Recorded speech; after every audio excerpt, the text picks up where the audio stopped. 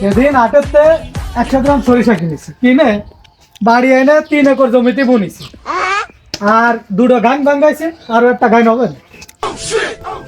শালা গল্প দিয়ে জায়গা পাচ্ছে না, কবিরাজের দোকানে এসে গল্প দিচ্ছে।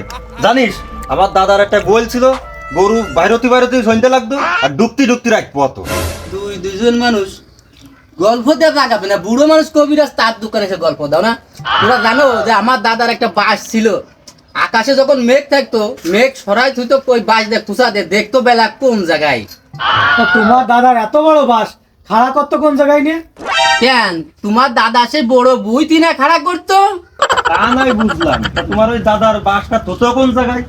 ও তোমার মনে হয় জানা নেই, তোমার দাদা যে গোয়ালি গরু বেরোতি সন্ধ্যা লাগতো ডুবতি রাত পোয়াইতো, ওই গোয়ালি নে তুই তো তুমি জানতে না? তোরা গল্প করে পাইছে যে 12 আর 6 গল্প নেই।